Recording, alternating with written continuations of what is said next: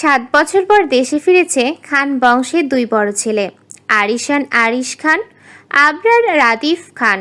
এই 7 বছরে রাদিফ দেশে ফিরতে চাইলেও আরিশ একটা বারের জন্য দেশে ফিরতে চায়নি। হয়তো সে এখনো আসতো না যদি না সময়টা তাকে বাধ্য করত। ঢাকা গুলশান এলাকায় খান বংশ সবচেয়ে উচ্চ নামিদামি বংশ, আর 5টা নামিদামি বংশের মতো খান বংশ অন্যতম একটি। আরিশের বাবারা মোট 4 ভাই 1 বোন।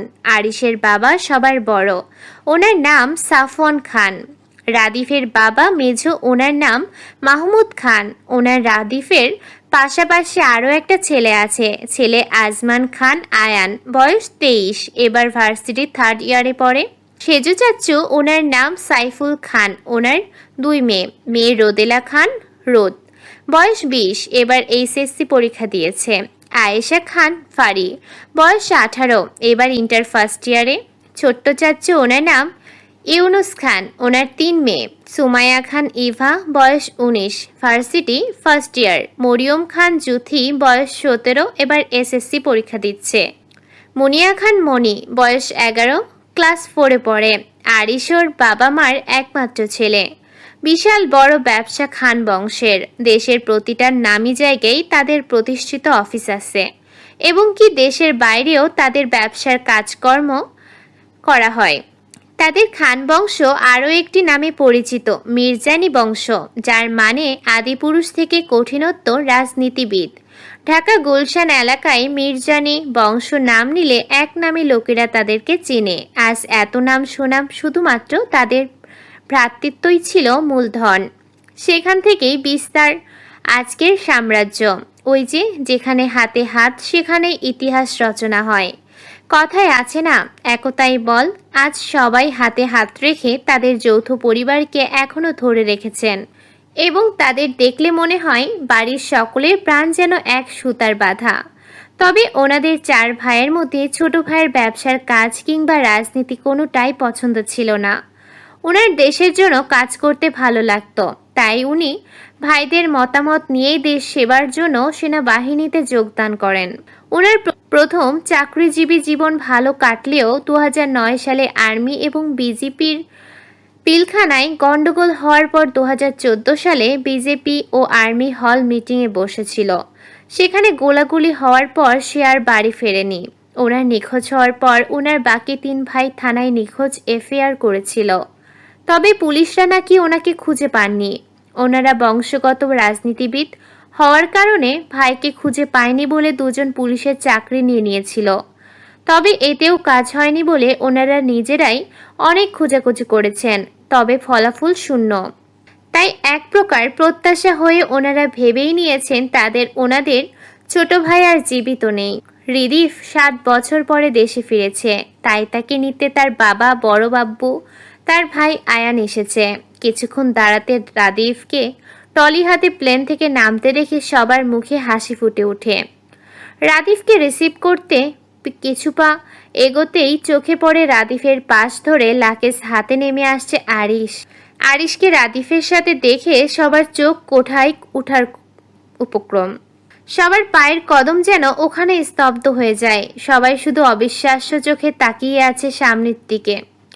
আরিশের বাবা আরিশকে দেখে আবেগকে ধরে রাখতে না পেরে চোখের পানি ছেড়ে দিয়ে দৌড়ে যায় ছেলের কাছে।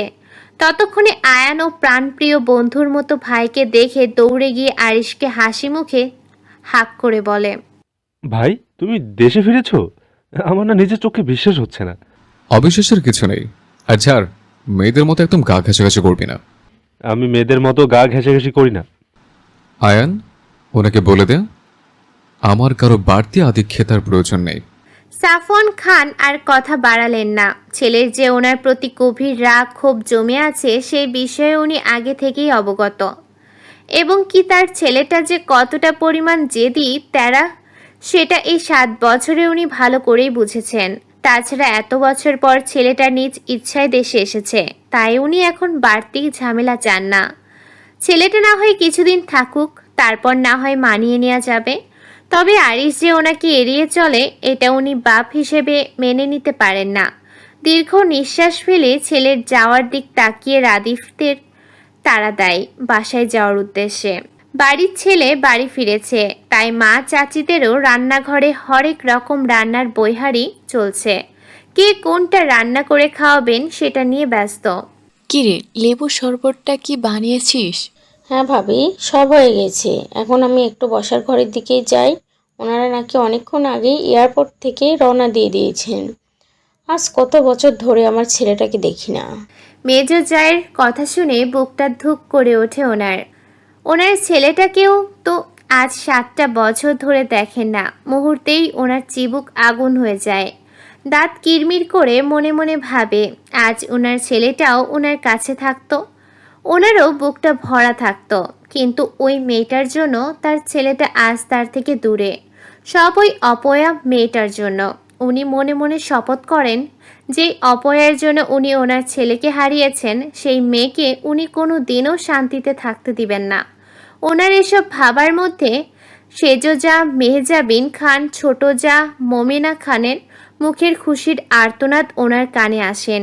রাদিফরা চলে এসেছে। উনিও আর বেশি কিছু ভাবলেন না, শরবতের গ্লাস হাতে নিয়ে বসার ঘরের দিকে গেলেন। দরজায় রাদিফদের পাশাপাশি আরিশকে বাসায় ঢুকতে দেখে সানজিদা খানের হাত থেকে শরবতের গ্লাসটা ঠাস করে ফ্লোরে পড়ে টুকরো টুকরো হয়ে যায়। চোখের সামনে প্রাণপ্রিয় ছেলেকে দেখে ছুটে গিয়ে জড়িয়ে ধরে হাও মাও করে কান্না করে দেন। ওনার বাকি জায়ের মুখের রিয়াকশন প্রায় একই রকম। ওনারা হয়তো এটা আশা করেননি, তাই তারা কিছুক্ষণ সবাই মুখ চাওয়াচাই করে ছুটে যায় আরিশের কাছে। রাদিফও যে এত বছর পর দেশে ফিরেছে সে যেন কারোর মনেই নেই। সবাই ওকে রেখে আরিশকে নিয়ে ব্যস্ত। কেউ শরবত খাওয়াতে ব্যস্ত, কেউ আরিশকে এত বছর দেখে ফিরনি কেন, এত রাগ ক্ষোভ কেন তার এই বাড়ির উপর, সেটা জানতে ব্যস্ত। এসব দেখে রাদিফ কিছুটা বিরক্তি ভঙ্গিমা নিয়ে সোফায় বসে সবার অ্যাটেনশন নেওয়ার জন্য বলল, আম্মু, আমাকে এক গ্লাস লেবুর শরবত দাও, অনেক জার্নি করেছে। ততক্ষণে সবাই আরিশকে রেখে রাদিফের দিকে ঘুরে তাকায়। ওদের আসতে দেখে রোদ দৌড়ে এসে বলে এদিক ওদিক তাকিয়ে দেখে রোদের কথা শুনে ওর আম্মু বলল, এই তো আরিশ, পরে কথা বলবি, আগে যা কিচেন থেকে রাদিফের জন্য লেবুর শরবতটা নিয়ে আয়। রোদ হাসি মুখে মায়ের কথা মতো কিচেন থেকে লেবুর শরবত নিয়ে এসে রাদিফকে দেয়। বসার ঘরে সবার হইচই শুনে ইভা, মনি ও সিঁড়ি বেয়ে নিচে আসে। নিচে এসে আরিশকে দেখে ওদের মুখে হাসি ফুটে ওঠে। মনি দৌড়ে এসে রাদিফের পাশে এসে আহ্লাদি কণ্ঠে বলল, ভাইয়া, আমার জন্য কি গিফট নিয়ে এসেছো? এই তো ছোট আপু, তোমাদের সবার জন্য গিফট নিয়ে এসেছি। সত্যি? তবে সবাই তো তোমরা এইখানে, ফারিয়া আর জ্যোতি কই? ফারিয়া আপু তোর রুমেই আছে, আর জ্যোতি আপু পরীক্ষা দিতে গেছে। ও হ্যাঁ, আমি তো ভুলেই গেছিলাম, ওর এক্সাম শুরু হয়েছে। ওর শব্দটা শুনে আরিশ তীক্ষ্ণ দৃষ্টিতে রাদিফের দিকে তাকায়। পরে ওভাবে তাকিয়ে ড্রাভিল মার্কা বাঁকা হাসি দেয়। রাদিফ সবাইকে একে একে সবার জন্য আনা উপহারগুলো সবাইকে দিয়ে দিল। সর্বশেষ বড় একটা বক্স ওর সামনের টেবিলটায় রেখে মোমেনা খানের দিকে তাকিয়ে বলল, মামুনি, এটা জ্যোতির জন্য, ও আসলে এটা দিয়ে দিও। ঠিক আছে, দিয়ে দিব। বিরক্তি ভঙ্গিমা নিয়ে বলেন উনি। ততক্ষণে ফারিও নিচে এসে ওর গিফট বুঝে নেয়। গিফটগুলো হাতে নিয়ে মনি ফারি দৌড়ে আরিশের সামনে গিয়ে বলল, রাদীপ ভাইয়া তো এতগুলো গিফট দিল, তুমি আমাদের জন্য কোনো গিফট আনোনি? আরিশ মমতাময়ী মাকে বুকের কাছে থেকে সরিয়ে মনির গাল দুটো টেনে বলল, আনবো না কেন, আমি সবার জন্য গিফট নিয়ে এসেছি, একটু অপেক্ষা করো, সবার গিফট দিয়ে দিচ্ছে। রাদিফ আরিফের কথা শুনে মুখ ভেঙচি কেটে, আসছি, গিফট আনছি।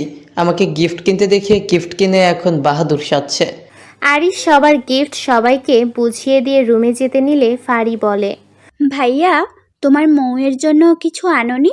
আরিশ কথাটা শুনল, তবে পিছন ঘুরে তাকালো না। নিজের মতো করে রুমের দিক অন্য একটা টলে নিয়ে হন হন করে চলে গেল। যানজটহীন পরিবেশ, বৈশাখী রৌদ্র গরমের উত্তাপে মানুষ প্রায় অতিষ্ঠ হয়ে গেছে। এত কড়া রোদ, ধুলোবালি, ওরা পরিবেশ মুহূর্তেই কালো মেঘে ঢেকে গেছে। হবে না কেন, বৈশাখ মাস বলতে কথা। ধুম করেই যেন আকাশ জুড়ে কালো মেঘের হাতছানি। কিছুক্ষণ পরেই যেন ধুমছে বৃষ্টি নামবে। হলো তাই। ধুমধুম আকারের সর্বশক্তি নিয়ে যেন বৃষ্টি পৃথিবীর বুকে বর্ষিত হচ্ছে। যুথিও মাত্র পরীক্ষা নিয়ে পরীক্ষার হল থেকে বের হয়েছিল। এত বৃষ্টি দেখে একটা একটা জায়গায় কিছুক্ষণ দাঁড়ায়, তবে 1:30 বেজে যাওয়ার আর দাঁড়ালো না। হয়তো 30 মিনিট লেট হওয়াতে মন্দ শুনতে পারে, তাই বৃষ্টির ভিতর ভিজে ভিজে বাড়িতে আসলো, কারণ আর দেরি করলে বাসায় এসে তাকে হাজারটা কথা শুনতে হবে এবং কি মারও খেতে পারে। তাই সব কিছু চিন্তা করে এই সিদ্ধান্ত। বাসায় এসে ভিজে জামা কাপড় তাড়াতাড়ি করে চেঞ্জ করে নেয়। এমনিতেই এই হঠাৎ বৃষ্টিতে এক লাগাত 2 দিন ভেজার কারণে ঠান্ডা লেগে গেছে। আজ আবারও ভিজলো। শরীর ঠিক থাকবে কি না কে জানে। পরীক্ষাগুলো আল্লাহ আল্লাহ করে ভালোভাবে দিতে পারলেই হলো। মানুষের একটা না একটা দিক তো থাকে তাকে সাপোর্ট করার জন্য, কিন্তু যুথির হয়তো সেই কপাল নেই। তাকে সাপোর্ট বা সেবা করার সেই কপাল নেই। তাই সে দীর্ঘ নিঃশ্বাস ছেড়ে বিছানায় গা এলিয়ে দিল। ফারি যুথিকে বাসায় ভিজে আসতে দেখে রুম থেকে দৌড়ে যুথির রুমে এসে হাজির হয়। মৌ, তোকে কতবার বলবো, তোর এখন পরীক্ষা চলছে, বৃষ্টিতে ভিজিস না ভিজিস না। এখন তো ঠান্ডা লাগিয়ে বসে আছিস, জ্বর আসলে তোকে কে দেখবে শুনি? তোর পরীক্ষা কে দিবে? হুম। ফারি রাগী দৃষ্টি নিয়ে কোমরে হাত দিয়ে কথাগুলো বলল। যদি ফারির কথা শুনে শোয়া থেকে উঠে বসলো। কেউ তাকে ভালো না বাসলেও, ওকে সাপোর্ট না করলেও এই একজন আছে যে ওকে সব সময় সাপোর্ট করে ভালোবাসে। তবে ও একাইটা বললে ভুল হবে। ইভা, সেও যুথিকে ভীষণ ভালোবাসে এবং সব বিষয়ে সাপোর্ট করে। তবে ইভা যুথির আপন বোন হয়েও ওকে যতটা না ভালোবাসে, তার থেকেও ফারি ওকে ঠিক তার থেকেও বেশি ভালোবাসে। তাই আবারও একটা দীর্ঘশ্বাস ছেড়ে বলল, হয়েছে, বাদ দে না, ঠিক হয়ে যাব আমি, আর পরীক্ষাও আমিই দিব। ও হ্যাঁ, তোকে না কতবার বলেছি ওই নামে আমায় ডাকবি না। হ্যাঁ, সেটা তো আমি জানি। আপনাকে কোনো কথা বললে আপনি তো শুনেনি না, তাই আপনাকে বললাম না। যাই হোক, রাদীপ ভাই এসেছেন, সাথে আরিস ভাইয়াও এসেছে। বলে রুম থেকে দৌড়ে যেতে নিলে ফারি আবার বলল। যুথির পা দুটো যেন ওখানে থমকে যায়। আরিসের নাম শুনে নিজের কানকে যেন বিশ্বাস করতে পারছে না। তার সমস্ত শরীর শুধু কাঁপছে। তাই কাঁপা কাঁপা কণ্ঠেই বলল, তুই আমাকে মিথ্যে বলছিস তাই না? তোর মনে হয় আমি তোকে মিথ্যে বলি? যাই হোক, তুই ফিরলে রাদীপ ভাই তোকে তার সাথে দেখা করতে বলেছে। ও হ্যাঁ, পরীক্ষা কেমন হলো তোর? ওই তো বরাবরের মতো ভালোই হয়েছে। সকাল থেকে কিছু খেয়েছিলি? না। হ্যাঁ, তো খাবেন কেন? যখন গ্যাস্ট্রিকে লাড়া দেবে তখন বুঝবেন। আরে রাগ করিস না, আজকে হল কেন্দ্রে পৌঁছানোর পরপরই হলে ঢুকিয়ে দিয়েছে, আর পরীক্ষা শেষ হওয়ার সাথে সাথে বৃষ্টি শুরু হলো, তাই খাবার খাওয়ার আর সময় পাইনি। বুঝেছি, এখন খেতে চলেন। হ্যাঁ যাব, তবে আগে রাদীপ ভাইয়ার সাথে দেখা করে আসি। আচ্ছা, আমি তাহলে যাই, তুই তাড়াতাড়ি আসিস। আচ্ছা। ক্ষমতার পালা বদলে এখন এক নতুন দৃশ্যপট বাবার ছায়া মারিয়ে এবার ছেলেই নামছে নির্বাচনের ময়দানে। একদা যে ছিল উত্তরসূরি, আজ সেই দাবি রাখে সিংহাসনের। রক্তের সম্পর্কই এখন হয়ে উঠেছে রাজনীতির প্রধান হাতিয়ার। তাই ক্ষমতাকে হাতের মুঠোয় আনার জন্য আরিস তৎক্ষণে জামা কাপড় চেঞ্জ করেই বেরিয়ে পড়েছিল। সকাল গড়িয়ে দুপুর, এখন পর্যন্ত বাড়ি ফেরার নাম নেই। সব কিছু ঠিকঠাক করেই সে আজ বাড়ি ফিরবে, এটাই সিদ্ধান্ত নিল। আরিসের পাশাপাশি আয়ান ও সকাল থেকে ওর পাশেই ছিল। বলতে গেলে আয়ান আরিস দুজন দুজনের কলিজার বন্ধু। কেউ কারোর কষ্ট বা অপমান সহ্য করতে পারে না। আরিস এত বছর দেশের বাইরে থাকলেও প্রতিনিয়ত আয়ানের সাথে কথাটা হতো। আর আজ আয়ানের জন্যই সে তার প্রিয় ক্ষণে ক্ষণে খবর পেয়েছে। প্রিয়তার খেয়াল রেখেছে, যোজনগুলো জানতে পেরেছে। ছেলেটা সে আসার পরপরই বাসার থেকে বের হয়ে গেছে। সময় হলে চলে আসবে। ছেলে ছোট নেই, তার এখন আর আমাদের কথা শোনার বয়স নেই, সে নিজ ইচ্ছায় চলে। ফোন দিলাম কতবার, রিং হলো, তবে রিসিভ করেনি। দুপুর হয়েছে বাবা, খাও। আরিস চলে আসবে। হ্যাঁ। জ্যোতি সুন্দর সাদা রঙের একটা গোল ফ্রক পরে ড্রেসিং টেবিলের সামনে কোমর ছাড়িয়ে লম্বা চুলগুলো সোজা আশ্রে নিল, ফর্সা গালে হালকা ক্রিম মেখে নিল। ব্যাস এতেই তাকে মাশাল্লাহ সম্পূর্ণ রেডি হয় জ্যোতি রাধিফের রুমে আসে। তুমি আমাকে ডেকেছিলে ভাইয়া? হ্যাঁ, তবে তুমি আমাকে ডেকেছিলে এতটুকুই তো ঠিক ছিল, শেষের ভাইয়াটা না বললেও হতো। জ্যোতি রাধিফের কথা শুনে মুচকি হেসে বলল, আপনি আমার বড় ভাই, তাই তো আপনাকে ভাইয়া বললাম। ইস, তোমার হাসিটা কতটা আকর্ষণীয়। বুঝলাম না। ওই যে তুমি হাসি দিলে তোমার ফর্সা দুই গালে দুটো টোল পরে, আবার গোলাপি রাঙা ঠোঁটের নিচে কালো কুচকুচে কত সুন্দর একটা আকর্ষণীয় তিল, যা আমাকে বরাবরই মুগ্ধ করে। জ্যোতি রাধিফের কথা শুনে কিছুটা লজ্জা পায়, তাই কিছুটা সংকোচতা নিয়ে বলল, তুমি আমাকে কেন ডেকেছিলে? তোমার জন্য একটা গিফট আছে। গিফট না আম্মুর কাছে দিয়েছো? সেটা তো সবার সাথে পাওনা গিফট, তোমার জন্য স্পেশাল একটা গিফট কিনেছি। সত্যি? হ্যাঁ, একটু অপেক্ষা করো, এখনই দিচ্ছি। রাদিফ কিছুক্ষণ পর একটা শপিং ব্যাগ এনে জ্যোতির হাতে দেয় এবং হাসি মুখে বলে, তুমি বলেছিলে না তোমার একটা ফোন চাই, তাই তোমার জন্য বাহির থেকে নিয়ে আসলাম। কি ফোন? অবিশ্বাস্য। বলে প্যাকেট থেকে গিফট পেপার মোড়ানো একটা বক্স বের করে ঘুরিয়ে ফিরিয়ে দেখতে থাকে। তুমি খুশি? আর কি বলছো তুমি? খুশি মানে? আমি তো এতগুলো খুশি। হাসি মুখে দুই হাত গুলগুল করে বলল, তোমাকে অসংখ্য ধন্যবাদ ভাইয়া। শোনো মেয়ে, আমাকে একদম ভাইয়া বলে ডাকবে না। তাহলে তোমাকে কি বলে ডাকবো? সেটা তোমার ইচ্ছে। তুমি তো আমার অনেক বড়, তাই তোমাকে ভাইয়া বলেই ডাকবো। বলে চলে যেতে নিলেই রাদিফ পেছন থেকে আবার বলে উঠল, তোমার কালো চুলগুলো অনেক সুন্দর, একদম তোমার মতো। জ্যোতি আর দাঁড়ালো না। এসব তার নিত্যদিনের কারবার। যখন রাদিফ দেশে ছিল না তখন জ্যোতির সাথে সব সময় ভিডিও কলে কথা হতো, আর তখন বিভিন্ন কথা বলে জ্যোতিকে লজ্জা দিত। জ্যোতিও তেমন কিছু মনে করতো না, বড় ভাই মনে করে। টেবিলে খাবার পরিবেশন করে সানজিদা খান সকলকে খেতে আসার জন্য তাগিদ দেন। একে একে বাড়ির সকলেই টেবিলে খেতে বসে যায়। তার কিছুক্ষণ পরেই জ্যোতি সিঁড়ি দিয়ে নামে এসে টেবিলের বসতে নিলে সানজিদা খান বলেন, সবাই খেয়ে নিক, তারপরে থালা বাসন গুলো ধুয়ে তারপর খেতে বসিস। জ্যোতি আর বসলো না, কষ্টও পেল না। এটা সে প্রতিদিনই শোনে। তাই চুপচাপ টেবিলের এক কর্নারে গিয়ে দাঁড়াবে। তখনই জ্যোতির মা মমিনা খান বলেন, রাদীপের সাথে যে আরিশও দেশে ফিরবে সেটা আমরা কেউ জানতাম না, তাই ও রুমটা গোছানো হয়নি। যতক্ষণ আমরা খাবো তুই গিয়ে আরিশ বাবা রুমটা সুন্দর করে গুছিয়ে মুছে দিয়ে আয়।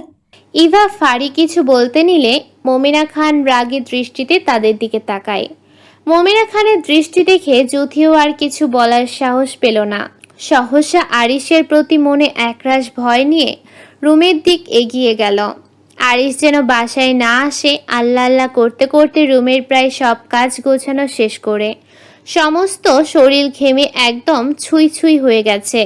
সাদা জামা হওয়ার কারণে শরীরের অনেকটা জায়গায় স্পষ্ট বোঝা যাচ্ছে। অতিরিক্ত গরমের বিরক্ত হয়ে গায়ের ওড়নাটা বিছানার একটা কোণে রেখে ঘর মোছার জন্য বালতিটা হাতে নিল।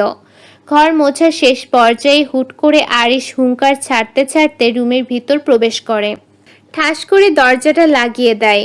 ঠাস করে দরজা লাগানোর শব্দ পেয়ে জ্যোতি পুরো শরীর কেঁপে ওঠে। তাড়াতাড়ি করে পেছনে ঘুরে আরিশকে দেখে ওর চোখ ছানা বড়া হয়ে যায়। ওদিকে আরিশেরও সেম অবস্থা। সামনে সেই ফেলে রেখে যাওয়া বাচ্চা মেয়েটাকে চোখের সামনে এত বড় হতে দেখে আরিশ জ্যোতির দিকে তীক্ষ্ণ চোখে খেয়াল করলো। জ্যোতির গায়ে ওড়না নেই, চুলগুলো খোপা করা, শরীরের আকর্ষণীয় অনেক জায়গায় স্পষ্ট বোঝা যাচ্ছে। এটা দেখে আরিশ বাঁকা হাসলো।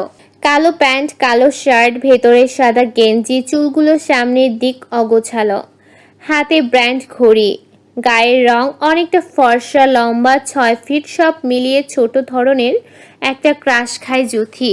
কিছুক্ষণ আরিশের দিকে ড্যাব ড্যাব করে চেয়ে থাকার মধ্যে ওর কানে আসে কঠিন কণ্ঠে বলা কিছু কথা। তোকে আমার রুমে আসার পারমিশন কে দিল? আর তোর সাহসী বা হলো কিভাবে আমার রুমে আসা? ব্যাস এতটুকু কথাই যথেষ্ট ছিল জুথির ভয়কে বাড়িয়ে দেওয়ার জন্য। তার জন্যই এই বাড়ি ছেড়েছিল আরিশ, তার জন্যই এতটা বছর সে এই বাড়ি ফেরেনি। এখন এতটা বছর পর বাড়ি ফিরে তার উপর রাগ দেখিয়ে যদি আবার চলে যায়, তাহলে বাড়ির প্রতিটা মানুষ এবার বাড়ি থেকে ওকে বিদায় করে দিবে। সেই ভয়ে কিছুটা পিছিয়ে গিয়ে বলল, বিশ্বাস করেন ভাইয়া, আমি আপনার রুমে মোটেও আসতে চাইনি। আম্মু বললো আপনার রুমটা ক্লিন করে দিতে, তাই এসেছি আমি। বয়সের সাথে সবকিছু তো বড় হয়ে গেছে তোর, এখন দেখতে আগের চেয়ে অনেক হট লাগছে। মানে? আরে তুই মানে বুঝতে পারছিস না? কাছে আয়, কে কি বড় হয়ে গেছে ধরে দেখাই, তাহলে বুঝে যাবি। যুথি আরিশের কথা শুনে ব্রু কুচকে নিজের শরীরের দিক ভালোভাবে পর্যবেক্ষণ করে এবার আরিশের কথার মানে কিছুটা হলেও বুঝল। বোঝার সাথে সাথে নাউজুবিল্লা পড়ে বিছানার কাছে গিয়ে ওড়নাটা গায়ে ভালোভাবে জড়িয়ে বলল, আপনার রুম পরিষ্কার হয়ে গেছে, এখন আমি যাই। যেতে বলেছি। দুপা সামনে দিতেই আরিশ কথা শুনে পা দুটো থমকে যায় যুথির। ওখানে দাঁড়িয়ে কাপা কাপা কণ্ঠে বলল, থেকে কি করব? আমাকে চুমু খাবি? আস্তাগফিরুল্লাহ, নাউজুবিল্লাহ, এগুলো কি বলছেন আপনি ভাইয়া? বারবার কথা শেষে ভাইয়া ডাক্তার শুনে আরিশের আগে থেকে দাও দাও করে রাগটা যেন আরো জলজল করে ওঠে। তাই তেড়ে গিয়ে যুথি দুই বাহু চেপে ধরে রুক্ষ কণ্ঠে বলল, কোনো ভাই হই না আমি তোর, ভাতার হয়ে, বুঝছিস? আস্তাগফিরুল্লাহ, বিদেশ গিয়ে মনে হয় মাথাটা পাগল হয়ে গেছে। এই লোকের কি সব গাঁজাখুরি কথা বলছে, আবার কত জোরে আমার বাহুটা চেপে ধরেছে। আরিশের থেকে ছাড়া পাওয়ার জন্য মুচড়া মুচড়ি করে কিছু বলতে যাবে তার আগেই আরিশ বলল, অন্যের মুখে প্রশংসা শুনতে খুব ভালো লাগে, তাই না? তাদের থেকে অ্যাটেনশন নিতে ভালো লাগে, হ্যাঁ? তাদের সামনে ঢ্যাং ঢ্যাং করে ঘুরতে খুব ভালো লাগে, তাই না? আর আমার সামনে আসলে তো ছোটবেলা থেকে যত সব নাটক শুরু হয়, তাই না? আজ তোর এই নাটকের শেষ বই আনবো আমি। যুথি জামার দুই সাইড শক্ত করে মুঠ করে ধরে কোনো রকম তোতলাতে তোতলাতে বলল, আমি এমন কি করেছি যে আমাকে আমাকে দেখার সাথে সাথে আপনি আমার সাথে এমন ব্যবহার করছেন? কি করেছিস, তাই না? আজ বোঝাচ্ছে কি করেছিস। এভাবে হাতটা কেন পাচ্ছেন? ব্যথা পাচ্ছি তো আমি। ব্যথা পা গিয়ে তুই আজ সারা রাত এভাবেই থাকবি। ভাইয়া দোহাই লাগে আপনার, পরশু আমার পরীক্ষা আছে, আমাকে এইভাবে আটকে রাখবেন না ভাই। আমি পড়তে পারবো না, পরীক্ষা ভালো হবে না, প্লিজ যেতে দিন আমায়। বিশ্বাস করুন, মরে গেলেও এই রুমে আর পা রাখবো না আমি, কোনোদিনও না। যুথি বলে জোরে জোরে কান্না করে। এই রুমেই তোর শুরু, এই রুমেই তোর শেষ। গোধূলি শেষ বিকেলের তেজবিহীন সূর্য ডুবে গিয়ে সে অনেকক্ষণ আগেই পৃথিবীর বুকে অন্ধকার নিয়ে এসেছে। শুধু শহরের চারদিক থেকে যানজটের আওয়াজ ভেসে আসছে। আরিশ যুথিকে তখন খাটের সাথে ওভাবে বেঁধে রেখে দরজা বাহির থেকে তালাবদ্ধ করে রেখে গেছে। যুথি অনেকবার হাত খোলার চেষ্টা করেছে, কিন্তু অতিরিক্ত টাইট হওয়ার জন্য খুলতে পারেনি। একসময় সকাল থেকে না খাওয়া অতিরিক্ত কান্নার ফলে দুর্বলতা রেশ ধরে ঘুমিয়ে যায়। বাবার কথা মতো রাদিফও তখন খাবার খেয়ে পারিবারিক ব্যবসার দেখভাল করতে গেছে। কারণ আরিশ সাফ সাফ বলে দিয়েছে সে কোনো ব্যবসার কাজ সামলাতে পারবে না, সে রাজনীতি করবে। বাড়ির কেউ আর তাকে ব্যবসা সামলাতে জোর করবে না, কারণ আরিশ যা বলে তার বিরুদ্ধে গেলে সে আবারও সব কিছু ফেলে রেখে চলে যাবে। তাই ওনারা ছেলের কাজে চুপ থাকেন। ছেলে যা করে শান্তি পাচ্ছেন পাক না।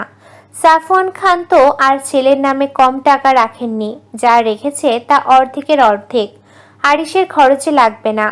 তবে বংশের বড় ছেলে বলছে ব্যবসা করবে না, জিনিসটা সাফওয়ান খান একদম মেনে নিতে পারেন না। আয়ান ও আরিশের মতো রাজনীতি করবে বলে পরিবারকে জানায়। বাকি থাকে রাদিফ। এখন সেও যদি তাদের মতো রাজনীতি করতে চায়, রাজনীতিতে জড়িয়ে যায়, তাহলে ওনাদের ব্যবসা একদম রসাতলে যাবে। তাই সাফওয়ান খান ও মাহমুদ খান রাদিফকে আগে বাগে ব্যবসার কাজ বুঝিয়ে দেয়, যাতে ওদের মতো অন্য রাজনীতিতে জড়িয়ে পড়ে। এই বিষয়ে আরিশ ও আয়ান তেমন মাথা ঘামায় না, কারণ আরিশের পারিবারিক ব্যবসা বাদেও নিজের আলাদা ব্যবসা আছে। সেটাও বাহিরে থাকাকালীন ওখানে বসে পরিচালনা করেছে। তার পাশাপাশি আয়ান দেশে বসে আরিশকে সাহায্য করেছে। দুই ভাই মিলে ঠুনকো ব্যবসাকে আজ উচ্চ সীমায় নিয়ে গেছে। যে আরিশের দ্বারা কোনো কিছু হওয়া সম্ভব ছিল না, যে শুধু বুঝতো মারামারি ভাঙচুর করা ক্ষমতা খেলা, সে আরিশ আজ পরিবারের কাছে নিজেকে যোগ্য প্রমাণ করেছে। সে চাইলে আল্লাহর রহমতে সব পারে, সেটা তার পরিবারকে সে দেখিয়ে দিয়েছে। আরিশ ভাই সেই সকালে এসে একবারে বেরোলো, এখন আবার বাইরে এসেছো। বনু, মানে তোমার মৌয়ের সাথে দেখা করেছিলে? আরিশের ততক্ষণে শয়নে আসে, ততক্ষণ সময় তার মৌকে বেঁধে আসার কথা। এটা মনে আসতেই বসা থেকে দাঁড়িয়ে জোরে জোরে হাত দিয়ে মাথায় বাড়ি দিয়ে শীত বলে গম্ভীর কণ্ঠে দাঁত কিরমির করে বলল, ওই নারী আমাকে কোনোদিনও শান্তিতে থাকতে দেবে না, কাছেও যেতে দেবে না। ওই নারী কি তো আমি? এইটুকু বলে বাড়ি যাওয়ার জন্য বাইকে উঠে সবার উদ্দেশ্যে বলল, আমি গেলাম আমার বউ ওরফে হাফ ফুটের সাথে রোমান্স করতে। তোরা সব ঠিকঠাকভাবে গুছিয়ে নিস। আর আয়ন, তোর কাজ শেষ হলে চলে আসিস। আয়ন আরিশের কথা শুনে মুচকি হেসে বলল, রোমান্স করতে যাবে নাকি অবুজ মৌটাকে মারতে যাবে কে জানে। তোমার তো ঠিক নেই, এই পানি এই গরম। ও ভালোবাসা পাওয়ার যোগ্যতা রাখে না। বলে বাইক স্টার্ট দিয়ে চলে যায় আরিশ। মুখের ওপর শীতল কিছু অনুভব করতে আস্তে আস্তে চোখ খুলে জুথি। দুর্বল থাকায় মাথাটা চক্কর দেয়, সাথে সাথে চোখ দুটো বন্ধ করে নেয়। ওর সামনে যে কেউ বসে আছে, ওকে স্থির দৃষ্টিতে খুঁটিয়ে খুঁটিয়ে দেখছে, সেদিকে কোনো খেয়াল নেই। আরিশ আর মৌকে তৃষ্ণার্থ দৃষ্টিতে দেখে আস্তে করে বলে জুথির হাতের বাঁধন খুলে দেয়। জুথি হাত খোলা পেয়ে দড়ির দাগ বসে যাওয়া জায়গাগুলো দুই হাত দুহাতে মোড়াতে মোড়াতে বলল, আপনি এসেছেন? আমি আপনার জন্য অনেকক্ষণ বসেছিলাম, কিন্তু আপনি আসেননি। এখন প্লিজ আমাকে এখন যেতে দিন। আমার শরীরটা ভীষণ দুর্বল লাগছে। যেতে দিব, একটা শর্ত আছে, তবে কিছু ফেরতে দিব। জুথি আরিশের সামনে থেকে যাওয়ার জন্য তাড়াতাড়ি শর্ত মানতে রাজি হয়ে পড়ল। কি শর্ত? যদি তোর এই গোলাপি রঙের ঠোঁটের স্বাদ নিতে দিস, তাহলে তোকে আমি ফিজিক্যাল স্বাদ নিতে দেব, আর এটাই আমার পক্ষ থেকে ফেরত দেওয়া। ছি, কি সব নোংরা কথা বলছেন আপনি আরিশ ভাইয়া, আসছেন পর থেকে। ঠিকই বলেছিস, তোর থেকে দূরে যাওয়ার পর তোর প্রতি নোংরা জিনিসটা আমার কাজ করে। তোকে দেখলে বারবার তোর ঠোঁটের স্বাদ নিতে মন চায়, তোর সাথে ইন্টিমেট হতে মন চায়। এখন আমি কি করতে পারি বল? আমার না এসব শুনতে ভালো লাগছে না, কেমন অস্থির লাগছে, শরীর কাঁপছে। আরিশ জুথির অবস্থা বুঝে বাঁকা হেসে বলল, কেন? কারণ আপনার প্রতিটা কথা খুব ধারালো, যা আমার পুরো অঙ্গকে কাঁপিয়ে দেয়। তাই? আরিশের মুখে তাই শুনে জুথি কিছুটা বোকা বনে যায়। এই কথা যে কেউ তাই বলে এটা ওর ধারণাতে ছিল না। ওর ভাবনার মধ্যে আরিশ কথা এড়াতে বলে, তা ম্যাম, আপনার জন্য কিছু সারপ্রাইজ নিয়ে এসছে, দেখবেন? কি হলো, চুপ করে আছেন কেন? থাক, আপনাকে কিছু বলতে হবে না, আমি দেখাচ্ছি। আরিশ শপিং ব্যাগ থেকে মোড়ানো কিছু একটার বের করে বলে, এই যে দেখছেন, এটা হচ্ছে কারেন্ট হিটার, যেটা এখন আমি কারেন্টে দিয়ে গরম করব, এবং গরম করে আপনার দুই গালে চেপে ধরবো। তাতে কি হবে জানেন? যুথি আরিশের কথা শুনে দুপা পিছিয়ে গিয়ে ভোরে ভোরে মাথা দুই দিকে নাড়ালো, যার মানে সে জানে না। আরিশ যুথিকে না করতে দেখে বাঁকা হেসে বলল, আপনার সুন্দর গাল দুটোতে চেপে ধরবো, আর তাতে আপনার গালে পড়া টোল দুটো একদম বোঝা হয়ে যাবে। তারপর আর কেউ আপনাকে আপনার গালে টোল দুটো ভীষণ সুন্দর বলে আক্ষেপ করতে পারবে না। ও হ্যাঁ, আরও একটা জিনিস এনেছে, লেজার, যা দিয়ে মানুষের মাথা ন্যারো করে দেয়। আর এই ভালো জিনিসটা আমি আপনার উপর ব্যবহার করব, মানে আপনার লম্বা চুলগুলো সব কেটে এক কথায় টাকলা বানাবো। কারণ আমি সবার থেকে আলাদা, সবাই তো পেট অবধি কেটে দেয়, আমি না হয়। বলে আরিশ যুথির দিকে এগোতে থাকে। আরিশের বলা ও কথা শুনে আরিশকে ওর দিকে এগোতে দেখে হাতের ব্যথা ভুলে এক হাত গালে চেপে তো আরেক হাত মাথার খোপা করা চুল ধরে চোখ মুখ খিচে অনুন্নয়ের কণ্ঠে বলল, দেখুন, দয়া করে আমার সাথে এমন করবেন না, আমি তো কিছু করিনি, তাই না? আরিশ দেখল যুথির অস্থির মুখখানা, ভয়ে সিটিয়ে যাওয়া শরীরটা। অতঃপর আস্তে করে আরেকটু এগিয়ে যুথির বাম হাতটা হ্যাচকে টান দিয়ে পিঠের পেছন দিকে চেপে ধরে মুখটা ওর মুখের কাছে এনে বলল, মৌ, অস্থির হো না, আমি কিছু করব না, ভয় পাওয়ার কোনো কারণ নেই মৌ। বলে এইটু নুয়ে যুথির নরম গালে আস্তে চুমু খায়। যুথি আরিশের কাণ্ডে স্বাভাবিক হওয়ার বদলে ঘন ঘন নিঃশ্বাস নিতে থাকে। এক সময় আরিশের থেকে ছাড়া পাওয়ার জন্য আরিশকে সজোরে ধাক্কা দিয়ে সেখান থেকে দৌড়ে চলে যায়। আরিশ হঠাৎ ধাক্কা খাওয়ার দুপা পিছিয়ে যায়। দরজার দিকে তাকিয়ে দেখে জ্যোতি ততক্ষণে মুহূর্তেই চোয়াল শক্ত হয়ে যায় আরিশের। হাত দুটো মুঠ করে দাঁত কিরমির করে জ্যোতির যাওয়ার দিকে চেয়ে থাকে। জ্যোতি তখন আরিশের রুম থেকে পালিয়ে আসার পর আর নিচে নামেনি, রুমেই ছিল খানেক পরে।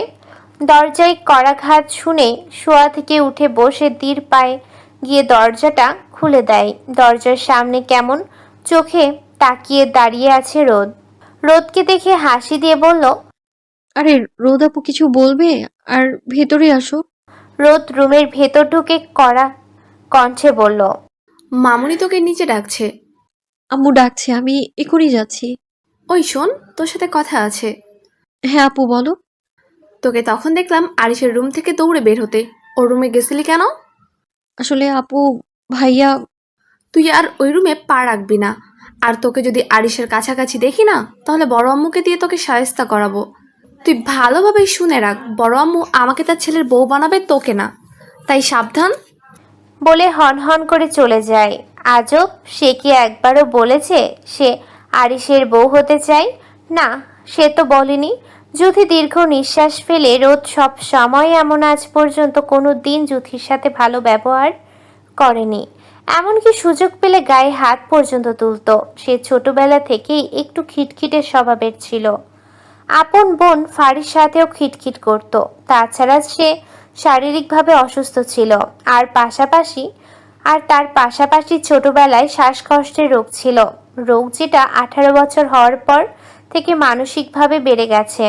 হঠাৎ হঠাৎ শ্বাস উঠে শ্বাস নিতে না পেরে সেন্সলেস হয়ে যেত। রোদ 2 বছর প্রায় টানা অসুস্থ ছিল।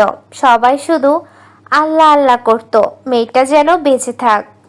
রোদের অসুস্থতার কারণে পড়াশোনাটাও 2 বছর করতে পারেনি, যার কারণে ওর পড়ালেখাটা পিছিয়ে যায়। যে থাকতো এখন ভার্সিটির 2nd ইয়ারে, সে এখন মাত্র এসএসসি দিয়েছে। ভাগ্য কি, তাই না? যদিও রোদের শ্বাসকষ্টটা পুরোপুরিভাবে ভালো হয়নি, তাই সবাই তার মন রক্ষা করার জন্য কোনো কিছুই না করতো না। সবাই তাকে সব বিষয় সাপোর্ট করে বলেই আজ সে সুস্থ আছে। যুথি নিচে এসে মায়ের কাছে গুটি গুটি পায়ে গিয়ে জিজ্ঞেস করলো, আম্মু আমাকে ডেকেছো? হ্যাঁ, তোকে না তোর বড় আম্মু বলেছিল দুপুরে সবার খাবার পরে থালা বাসনগুলো ধুয়ে রাখতে? যুথি কিছু বলবে তার আগেই আরিশ সিঁড়ি বেয়ে নামতে নামতে বলল, মামনি, সারাদিন রুমের ভিতর থাকলে থালা বাসন কিভাবে ধোবে? যুথি আরিশের কথা শুনে অবাকের চরম পর্যায়ে চলে যায়। এতক্ষণ হাত বেঁধে রুম বন্দি করে রেখে এখন বলছে সে নাকি সারাদিন রুমে থাকে, তাই কিছুটা ক্ষোভ নিয়ে বলে, আম্মু আরিশ ভাইয়াই তো আমাকে রুমের মধ্যে যুথিকে বাকি কথাটা শেষ করতে না দিয়ে ওর মা ঠাস, তোর লজ্জা করে না? এখন আরিসে দোষ দিচ্ছিস? সারাদিন বসে খাবি সেটা বলতে পারিস না? যুথির মায়ের হাতে থাপ্পড় ও চিৎকার শুনে ফুপিয়ে কেঁদে ওঠে। যুথিকে থাপ্পড় দিতে দেখে ইভা দৌড়ে এসে বলল, সমস্যা কি তোমার আম্মু? ওকে মারছো কেন? কি করেছে ও? কি করেনি বল? একটা কথা বললে শুনবে না। ওকে দুপুরে এটো থালা বাসনগুলো ওনাকে আর কিছু বলতে না দিয়ে রাদিফের দরজার কাছ থেকে এসে যুথির দুবাহু ধরে একদম নিজের কাছে এনে রাগী কণ্ঠে বলল, শুরু থেকে এখানে সবটাই আমি দেখেছি। মামুনি বাড়িতে 2 জন কাজের মেয়ে রেখেছিলাম। তাদের ভিতর একজন ধোয়া কাচা করবে আর একজন বাড়ি পরিষ্কার করবে। কিন্তু তোমরা ধোয়া কাচা যিনি করেন তাকে বিদায় করে দিয়েছ, আর ওকে দিয়ে তার কাজগুলো করাচ্ছ। এটা আমি মানতে পারি না। মামুনি, বাড়িতে তো আরও মেয়ে আছে, কই তাদের কাউকে দিয়ে তো কাজ করাও না? তাহলে ওকে দিয়ে কাজ করাও কেন? মামুনি, যে পর্যন্ত আছো সেই পর্যন্তই থাকো। দরকার হয় বাড়িতে আরও কাজের মেয়ে রেখে দিব, তাও ওকে কাজ করতে বলবে না। বলে যুথিকে উপরে যেতে বলে। সেও হন হন করে রুমের দিকে চলে যায়। যুথি ভেজা চোখ দুটো তুলে আরিশের দিকে একবার তাকায়, কারণ সে আশা করেছিল আরিশ তার হয়ে এমনটা বলবে, কিন্তু হলো তার উল্টোটা। এক বুক কষ্ট নিয়ে যুথি ভেজা চোখে রুমের দিক যাওয়ার জন্য পা বাড়ায়। যদি সে আর কিছুক্ষণ আরিশের দিকে তাকাতো তাহলে দেখতে পারত আরিশের হিংস্র রক্ত আভা চোখগুলো। শহরের অতি তীব্র যানজট ও ধুলো ওড়া পরিবেশকে মোকাবেলা করে ক্লান্ত শরীর নিয়ে বাড়ি ফিরলেন বাড়ির দুই বড় কর্তা, সাফওয়ান খান, মাহমুদ খান। সাথে সাইফুল খানও ছিলেন। ওনাকে নেত্রীয় দল কেন্দ্রে ডেকেছেন, তাই উনি অফিস থেকে সরাসরি সেখানে গেছেন। ক্লান্ত শরীরখানা সোফায় এলিয়ে দিলেন সাফওয়ান খান। ওনাদের আসতে দেখে ঠান্ডা লেবু শরবত এনে দিলেন সানজিদা খান। শরবতটা দুজনের হাতে দিয়ে বসলেন। স্বামীর পাশে সাফওয়ান খান তৃপ্তি সহকারে স্ত্রীর দেয়া শরবতটা খেলেন। অতঃপর কিছু একটা ভেবে দীর্ঘ নিঃশ্বাস ফেলে স্ত্রীকে জিজ্ঞেস করলেন, ছেলেটা সেই 2 দিন আগে বাড়ি ফিরলো, ওই একটু দেখার পর আর তাকে দেখলাম না।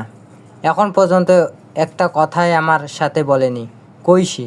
সানজিদা খান স্বামীর প্রশ্নে একই রকম নিঃশ্বাস ফেলে বলে, মাত্র দেখলাম কোথা থেকে রেগে মেগে আগুন হয়ে এসেছে, সোজা রুমের দিকে গেছে। পিছু ডাকলাম, শুনলো নাই। আপনার ছেলে সে ছোট্টবেলার আনাড়ি এখনো একটুও কমেনি, ওর কথা নড়চড় হলো। ওনার বাকি কথা শেষ করার আগেই উপরের দোতলা ঘর থেকে ভেসে এলো ভাঙচুরের শব্দ। বুঝতে বাকি থাকে না এইসব ভাঙচুর ওনার ছেলে আরিশ করছে। আবারও জিনিসপত্র ভাঙার শব্দ পেয়ে ছুটে যায় আরিশের রুমের দিকে। গিয়ে দেখে রুমের অবস্থা ছন্ন বিচ্ছন্ন। ছেলের হাত কেটে ফ্লোরে রক্ত ঝরছে। টাইস করা ফ্লোরে রক্তটা যেন বেশি গাঢ় মনে হচ্ছে। সানজিদা খানের বুকটা ধুক করে ওঠে। দৌড়ে ছেলেকে শান্ত করার জন্য আহাজারি কান্না জড়িত কণ্ঠে বলল, আমার সোনা, কি হয়েছে বাবা, বল। এমন করছিস কেন? হাতটা কেটে কি হয়েছে দেখি। শান্ত হ বাবা, কি হয়েছে মাকে বলো। আমার তোমাদের কাউকে বলার প্রয়োজন নেই আম্মু। তোমাদের সবাইকে আমার চেনা জানা শোনা আছে। তোমরা কে কতটা আমাকে ভালোবাসো সেটা আমার জানা, তাই দয়া করে আমাকে একটু একা থাকতে দাও।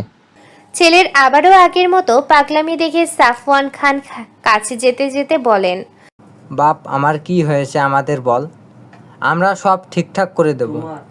সাফওয়ান খানকে ওর দিকে এগোতে দেখে তেতে ওঠার রাগটা যেন আরও চেতে উঠেছে। তাই জোরে জোরে হুঙ্কার ছেড়ে বলল, মা, এ লোককে আমার রুম থেকে বের হতে বলো।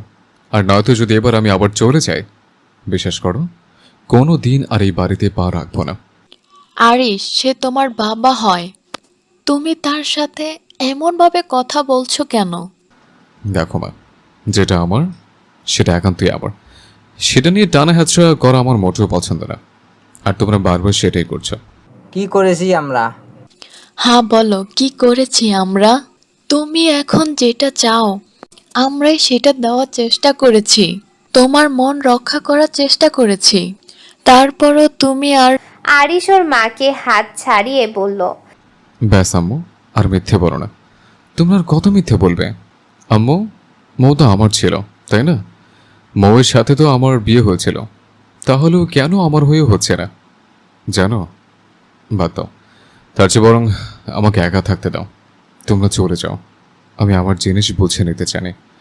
আমার জিনিস কাউকে আমার করে দিতে হবে না। আরিশ, ওইটা কোনো বিয়ে ছিল না, ছেলে খেলা বন্ধ করো। আর ওই অপয়া মেয়েটাকে তো আমি কোনোদিনও ওই মেয়েকে তোমার বউ হিসাবে মেনে নিব না। যে মেয়ের জন্য আমার বুক থেকে তোমাকে 60টা বছর দূরে থাকতে হয়েছে, সেই মেয়েকে তো তুমি তো আমার ছিলে না? তুমি তো মৌকে ভীষণ ভালোবাসতে, তোর এখন এমন করছে কেন? সে এখন যেমনই করে তোমাদের মানতে হবে। তোমরা আমার রুম থেকে বেরিয়ে যাও। হ্যাঁ আম্মু, আমি কোনো নায়ক হতে চাই না যে আমার ফ্যামিলি কিংবা পরিস্থিতির চাপে পুরো প্রিয় মানুষকে ছেড়ে দেব। আমি আমার লাইফে ভিলেন হতে চাই। প্রিয় মানুষের ক্ষেত্রে কোনো প্রিয় মানুষের ক্ষেত্রে নো কম্প্রোমাইজ। আমি সমাজ পরিবার মানুষকে বুঝি না, আমি আমার প্রিয় মানুষটাকে ছিনিয়ে নিতে বুঝি। জানো তো আম্মু, লাইফে নায়ক নয়, ভিলেন প্রয়োজন, তাহলে জীবনটা সুখের হবে। সাফওয়ান খান এতক্ষণ মা ছেলের মধ্যে কথা চুপচাপ দাঁড়িয়ে শুনছিলেন। ছেলে আর তার সেই ছোট ছেলে নেই, তার সব কিছু চেঞ্জ হয়ে গেছে। শুধু চেঞ্জ হয়নি রাগ, ইগো, ক্ষোভ, জেদ। আর সেখান থেকেই সেই 7 বছর হয়ে গেল। ছেলে তার সাথে কথা বলে না, শত চেষ্টা করেও এই 7 বছরে তার সাথে কথা বলাতে পারেনি। ভুলটা তারই ছিল। সেদিন ছেলেটাকে এমন শাস্তি না দিলেও পারত, কিন্তু কি করার ছিল। তখন জ্যোতিও খুব ছোট্ট ছিল। আরিশের অতিরিক্ত টর্চার ছোট্ট মেয়েটার উপর প্রতিনিয়ত তার চোখেই পড়তো। সে ভেবেছিল সেদিন সেই সিদ্ধান্তটা নিলে হয়তো তার ছেলেটা ছোট্ট মেয়েটার সাথে এমন করবে না, কিন্তু হলো তো তার উল্টোটা। বাবা ছেলের সম্পর্কটাও আজ ছন্ন ছাড়া। উনি আবারও দীর্ঘ নিঃশ্বাস ছাড়লেন। ওনার বেশ জানা আছে, ছেলে যখন বলেছে মৌ তার, দুনিয়া উল্টে গেলেও মৌ তার, সেখানে কারোর কাছে কিচ্ছু বলার সাধ্য নেই। আর সে তার ছেলের ইচ্ছেকে মেনে নিবে। কিন্তু এই মুহূর্তে উনি আরিশকে এই কথাটা বলতে পারছে না, আর এই মুহূর্তে বলতেও চায় না। তাই আস্তে করে সেখান থেকে চলে এলেন। সকাল গড়িয়ে বেলা দুপুর 1:25। যুথি পরীক্ষা শেষ করে গাড়ির জন্য অপেক্ষা করছে। একা বললে ভুল হবে, তার সাথে ওর বেস্ট ফ্রেন্ড তানিশাও ছিল। কিন্তু আজ মনে হয় সব রিক্সা ওদের জন্য নিষিদ্ধ হয়ে গেছে। কোনো রিক্সা খালি পাচ্ছে না। এক পর্যায়ে দাঁড়াতে দাঁড়াতে বিরক্ত হয়ে যায়। হাতে ঘড়ির দিক তাকিয়ে দেখে 1:30 বেজে যাচ্ছে। মনে ভয়ের রেশ আছে। সামনের মোড়ের রাস্তাটা একদম ভালো না। দুপুরবেলায় মেয়েদের একলা পেলেই টিস করে, সেটা প্রথম পরীক্ষা দিনই সে টের পেয়েছিল। কি করবে ভেবে পাচ্ছে না। যত দাঁড়াবে ততই দেরি হবে। তাই মনে এক বুক সাহস নিয়ে হাঁটা দিল।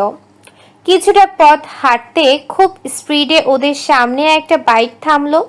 কিন্তু হঠাৎ থামতে দেখে যুথি চোখ মুখ খিচে 2 পা পিছিয়ে যায়।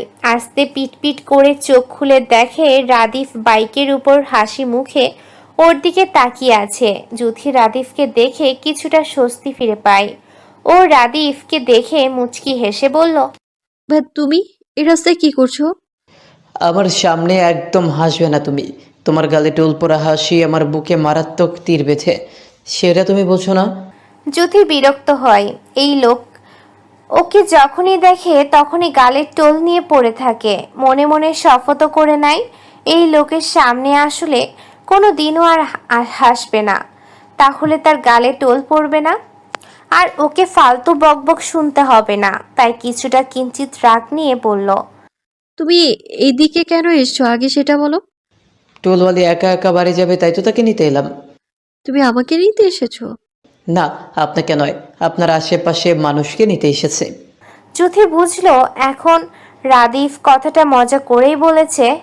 তাই ও রাদিফকে আর কিছু বলল না।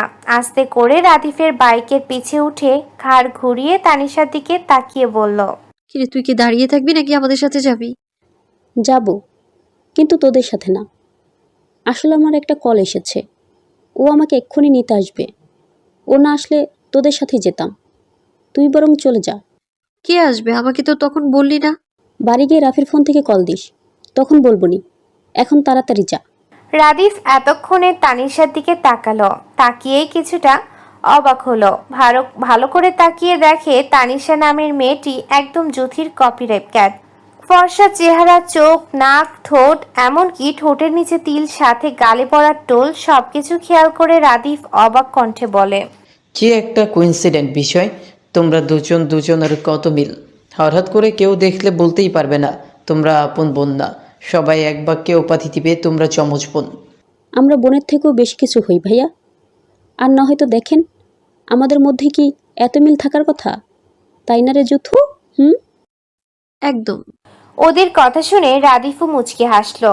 বাইক স্টার্ট দিতে দিতে বলল, আমাদের বাড়িতে এসো। অবশ্যই ভাইয়া।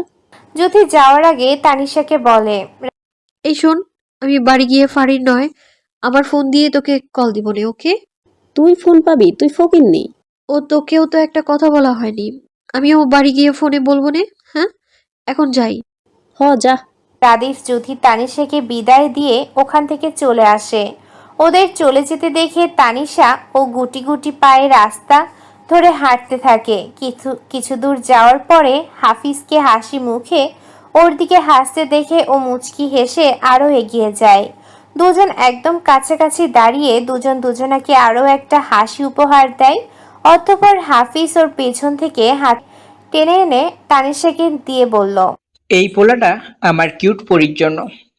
তানিশা মুচকি হেসে ফুলটা হাতে নিল, ঘুরে ফিরে দেখে হালকা ঘ্রাণ নিয়ে বলল, তোমাকে অনেক ধন্যবাদ। তোমার পরীক্ষা কেমন হয়েছে? আলহামদুলিল্লাহ, ভালোই হয়েছে। আন্টি ভাই বোনেরা কেমন আছেন? তারা ভালো আছে। তোমার বাসায় সবাই কেমন আছে? এই তো ভালো আছি। চলো সামনের দিঘির পাড়ে গিয়ে বসি, ওখানে শস্য বাতাস বয়, কথা বলতে বলতে ভালো লাগবে। ওরা দুজন কিছুটা সামনের দিকে এগোতেই তানিশার চোখে পড়ে আয়ান ওর দল বল নিয়ে এক একজন বাইকের উপর বসে আছে। ব্যাস হয়ে গেল। তানিশা কাচুমাচু করে ঘন ঘন নিঃশ্বাস ফেলতে লাগলো, মনে মনে আল্লাহ আল্লাহ করে গলা শুকিয়ে ডাকতে লাগলো, এই বান্দা এখানে কি করে? আজ আবার না কোনো গন্ডগোল করে। আল্লাহ তুমি বাঁচিয়ে নাও। ওর মনে মনে বিড়বিড় করার ভেতরে আয়ান ওর একেবারে কাছে এসে হাফিজের দিক সরু চোখে তাকায়, অতঃপর দাড়িটা একটু চুলকিয়ে বলল, তুই কে রে? তোকে তো আগে কখনো দেখিনি। আয়ান ওকে না চিনলেও হাফিজ আয়ানকে ঠিকই চিনল। আর চেনারই কথা, পুরো ঢাকা শহরে তাদের দুই ভাইয়ের ইলেকশনের পোস্টার লাগানো। তাছাড়া তাদের কম বেশি তো সবাই চেনে, সেই সূত্রে হাফিজেরও চেনা। তাই হাফিজ কিছুটা বিনয়ের সুরে বলল, আরে ভাই আপনি কেমন আছেন ভাই? আপনি চেনো আমাকে? কি বলছেন ভাই? আপনাকে চিনবো না? দেখো, তুমি আমাকে চেনো, কিন্তু তোমার পাশের জন আমাকে চেনে না। এতবার ওয়ার্নিং করার পরেও তোমার সাথে মিশছে। আজ আমার জায়গায় যদি ভাইয়া হতো না, তো এই মেয়ের কি যে হতো, আমি বলেই এখন পর্যন্ত সুস্থভাবে দাঁড়িয়ে আছে। ভাই আপনার কথা বুঝতে পারছি না। তুমি বুঝতে পারছো না? আমি তো বাংলা ভাষায় বলছি, তারপরে যদি বুঝতে না পারো তাহলে বুঝিয়ে বলছি। এই যে তোমার পাশে দাঁড়ানো মেয়েটাকে দেখছো না, ওই মেয়েটা আমার। তাই আজ এই মুহূর্ত থেকে ওর কাছ থেকে দূরে থাকবে। আর নেক্সট টাইম যদি তোমাকে এই এলাকায় কিংবা ওর আশেপাশে দেখি, তোমাকে দুনিয়া থেকে বিলুপ্ত করতে 1 মিনিটও ভাববো না। এটা আমার না ভাইয়ের কথা। প্রিয় মানুষের ক্ষেত্রে নো কম্প্রোমাইজ। তাকে ভালো লেগেছে মানে সে সারা জীবনের জন্য আমার। এবার সোজা ভালো ছেলের মতো এখান থেকে কেটে পড়ো। হাফিজ যা বোঝার বুঝে নিল। তাই বড় নেতা মানুষদের সাথে ঝামেলা করতে চায় না বলে চুপচাপ একবার তানিশার দিক তাকিয়ে ওখান থেকে চলে গেল। হাফিজকে চলে যেতে দেখে আয়ান এবার স্বাভাবিক মানুষ থেকে রাগী মানুষে পরিণত হলো। তানিশা দুই বাহু চেপে ধরে ঝাঁকিয়ে বলল, সাহস কি করে হয় আমি ব্যতীত পরপুরুষের সাথে মেশার? চুপ করে থাকবে না, আনসার মি। তানিশা আয়ানের রাগী চেহারা দেখে ভয়ে ভয়ে বলল, আপনি কি হন আমার, যে আপনার সব কথা আমাকে শুনতে হবে? ভবিষ্যতের জামাই। আমি রাজি না হলে ভবিষ্যৎ? তুমি রাজি হলে হবে, না হলে না হবে। তোমাকে আমি ছাড়ছি না মেয়ে। দেখুন ভালো হচ্ছে না কিন্তু। বাইকে ওঠো, বাড়ি পৌঁছে দিচ্ছি। না, আমি আপনার সাথে যাব না। দেখো, বাড়াবাড়ি করো না, ভালোবাসি তোমায়, জোর করছি না। যেদিন ভালোবাসতে পারবে সে ভবিষ্যৎ হবে, তার আগে আমি তোমাকে ফোর্স করব না। তবে যে ছাড় দেবো সেটাও না যে তুমি অন্য ছেলেদের সাথে মিশবে।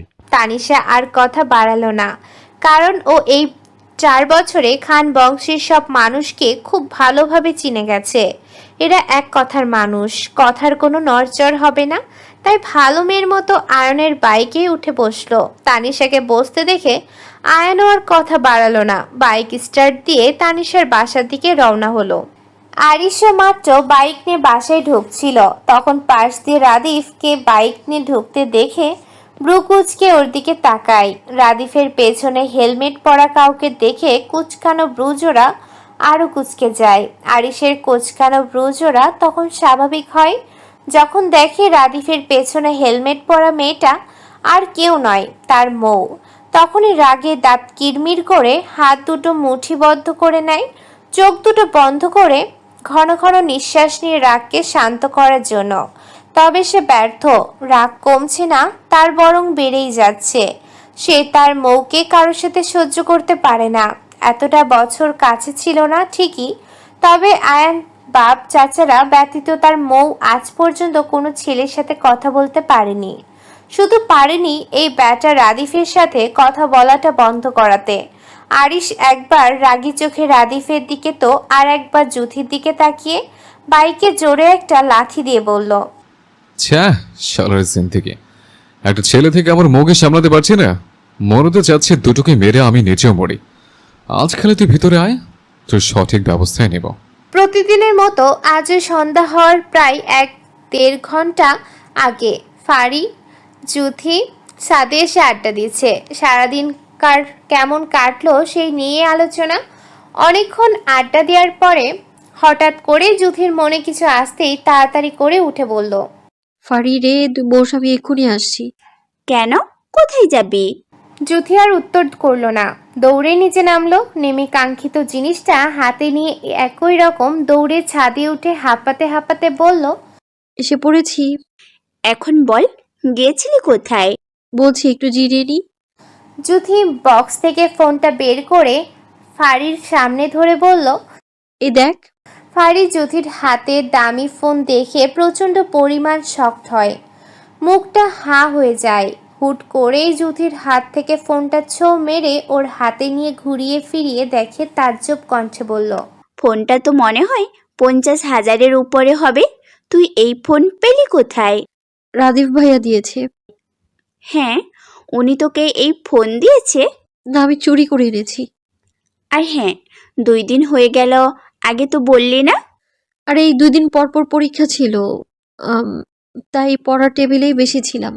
আর ফোনটা যখন দিয়েছিল তখন রুমে রাখার পরে আর ফোনের কথা মনেই ছিল না যে তোকে ফোন করব বলবো। আরিস ভাইয়া জানে উনি তোকে ফোন দিয়েছে? আরে তোকেই মাত্র বললাম, উনি জানবে কি করে? উনি জানলেও আমার কি? উনি ওনার মতো আর আমি আমার মতো। ভেবে বলছিস? না গো ললিতা, আমার ভাবনা তো বয়মে ভরে রাখছি। জুইথা? আরে গাধি, ষাঁড়ের মতো চেঁচাবি না তো। অসভ্য মেয়ে, গাধা হয়ে স্যারের মতো চেঁচাই কেমনে? তাহলে মানছিস তুই গাধা? শয়তান মেয়ে, তুই দাঁড়া, আমি গাধা তাই না? জুথিকে আর পাইকে খিলখিল করে জোরে জোরে হাসতে হাসতে গোল গোল দৌড়াতে লাগলো। ফারিও জুথির পিছে পিছে থাম বলছি বলে দৌড়াতে লাগলো। একটা সময় পরে জুথি নিজেই থেমে যায়। গায়ের পাতলা জর্জেটে ওড়না দিয়ে নাক চেপে ধরে বলল, তুই কি বাজে কোনো গন্ধ পাচ্ছিস? এতক্ষণ দৌড়াদৌড়ি করার জন্য অনেকটা ঘেমে গেছে জুথি, হাঁপিয়েও গেছে বেশ। ঘন ঘন নিঃশ্বাস ফেলার ভেতর নাক চেপে ধরার শ্বাস নিতে কষ্ট হচ্ছে ওর। প্রায় দম বন্ধ হয়ে আসার পালা। কোনো রকম হাঁপাতে হাঁপাতে শ্বাস নিতে নিতে আবারও বলল, ফাড়ি রে, আমার শ্বাস নিতে কষ্ট হচ্ছে। কেমন বাজে একটা গন্ধ আসছে, যে গন্ধটা আমি একদমই সহ্য করতে পারছি না। ফারিও গন্ধটা পাচ্ছে, তবে ওর তেমন সমস্যা হচ্ছে না। ও ভালো করে স্মাইল দিয়ে বলল, এটা তো সিগারেটের গন্ধ আসছে। আমাদের ঘরে তো কেউ সিগারেট খায় না। ফারি ছাদের আশেপাশটা ভালোভাবে তাকালো। তখন ছাদের রেলিং ধরে আরিশকে এক দৃষ্টিতে জুথির দিকে তাকিয়ে সিগারেট খেতে আর তার ধোঁয়া ছড়াচ্ছে দেখে ফারি তপ্ত শ্বাস ছেড়ে ওর দিকে এগিয়ে গিয়ে বলল, ভাইয়া, ওটা ফেলে দাও, মৌ শ্বাস নিতে পারছে না। ফারির কথায় আরিশের কোনো হেলদোল হলো না।